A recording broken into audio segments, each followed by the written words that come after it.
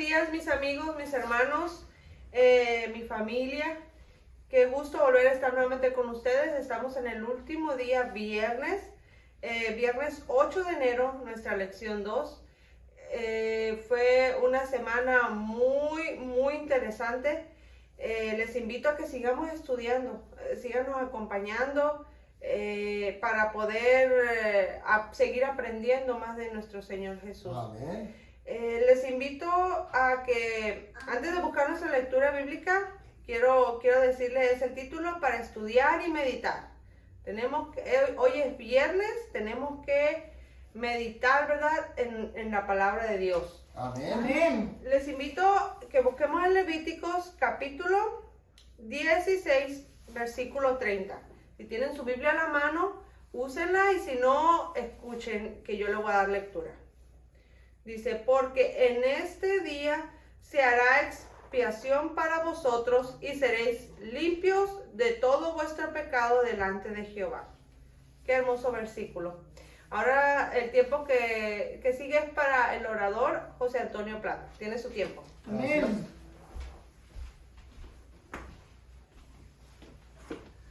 Vamos a comenzar con nuestra lección de escuela sabática. Recuerden, este es el canal de la familia.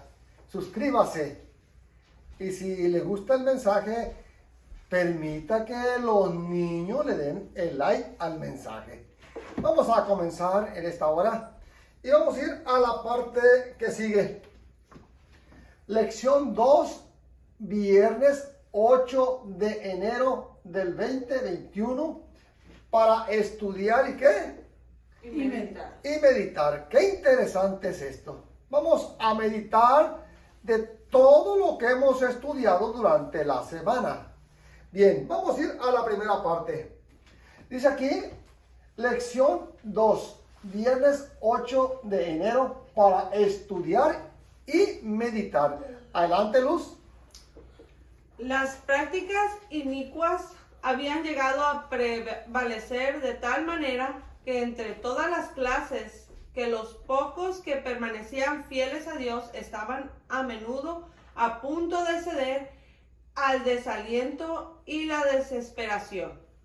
Parecía como que el propósito de Dios para Israel estaba por fracasar y que la nación rebelde habría de sufrir una suerte similar a la de Sodoma y Gomorra. Frente a tales condiciones, no es sorprendente que cuando Isaías fue llamado durante el último año del reinado de Usías para que comunicase a Judá los mensajes de amonestación y reprensión que Dios le mandaba, quiso rehuir la responsabilidad. Sabía muy bien que encontraría una resistencia obstinada al comprender su propia incapacidad para hacer frente a la situación y al pensar en la terquedad e incredulidad del pueblo por el cual tendría que trabajar. Su tarea le parecía desesperada. Debía renunciar descorazonado a su misión y abandonar a Judá en su idolatría. Habría de gobernar la tierra de los dioses de Nínive en desafío del Rey de los cielos. Pro 228 preguntas para dialogar. Cuando nosotros estudiamos esta parte de la lección de escuela sabática, nos damos cuenta acerca de que fácilmente se nos olvida lo que Dios ha hecho en el pasado. Este pueblo había olvidado lo que Dios había hecho en el pasado. Que con solo un grupo de personas, Jericó fue derribada, fue destruida, los muros cayeron. Pero el asunto no está en eso. El asunto está que cuando nosotros nos colocamos en las manos de Dios y el Señor nos purifica con su poder, es cuando el hombre está capacitado para ser dirigido por Dios. Y que no debe tener temor a todo venga encima de ellos, porque sabrá que el Dios del cielo, el Dios todopoderoso, va a ser el que va a defender la causa. Era terrible la situación que estaban pasando. Ahora bien, vamos a ir a las preguntas. Número 1, número 2 y número 3. Adelante, Luz Esther. 1. Si un escéptico o un ateo te desafiara con la pregunta, ¿cómo puedes demostrar que tu Dios tiene todo bajo control? ¿Qué responderías? Número 2.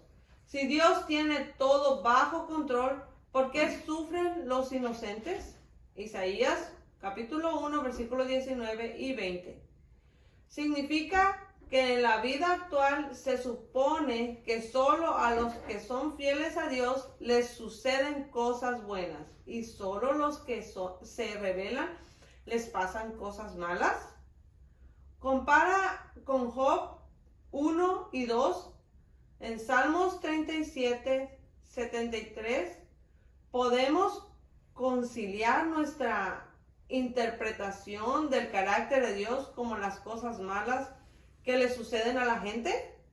¿Deberíamos conciliarlas? Número 3.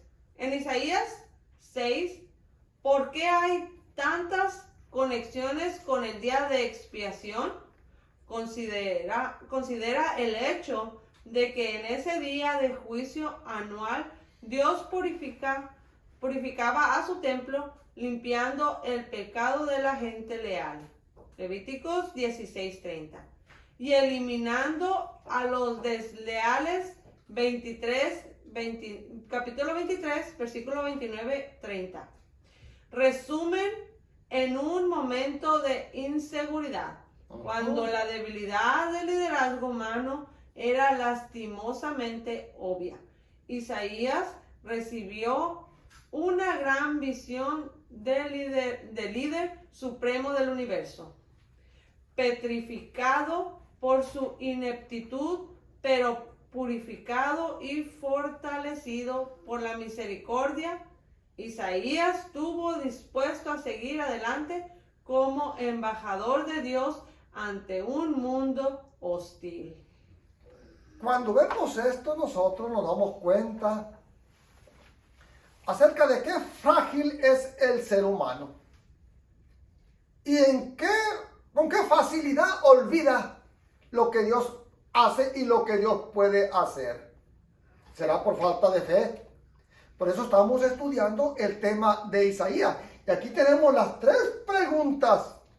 Y las 3 preguntas vamos a tratar de ver solamente en Levíticos capítulo 16, versículo 30. Vamos a ir a este hermoso pasaje bíblico. Dice aquí, Levíticos 16, 30, porque en este día será expiación. ¿Por qué? Por vuestros pecados. ¿Y seréis qué? Limpios. Limpios de todos vuestros pecados delante de Jehová. El sacerdote entraba solamente una vez al año. Todo el año se oficiaba. Y todo el año llegaban las personas a presentarse delante de Dios con el cordero para presentar sus faltas y sus equivocaciones. Y ahí se sacrificaba el cordero y se colocaba la mano y su sangre era rociada dentro del santuario, donde quedaban todas las faltas y pecados del pueblo. Pero un día al año se hacía una gran preparación, porque en ese gran día el sumo sacerdote, o sea, no cualquier sacerdote, podía en ese día entrar al santuario, para expiar los pecados del pueblo.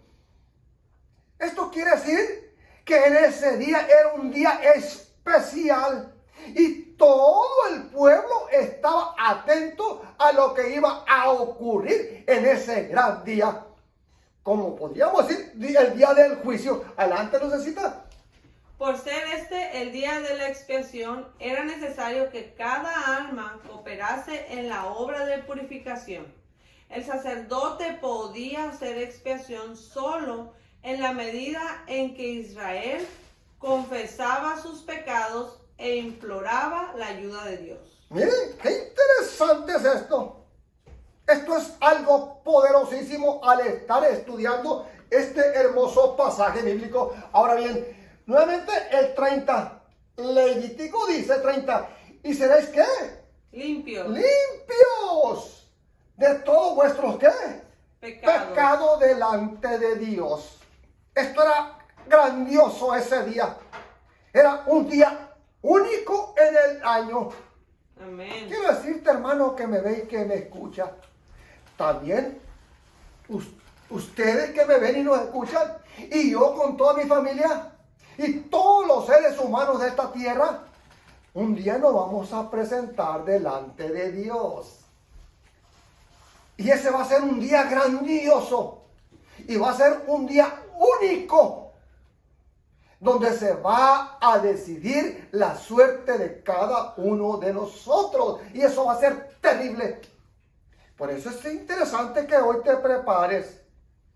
Que hoy nos preparemos. Ahora bien, Lucita, adelante.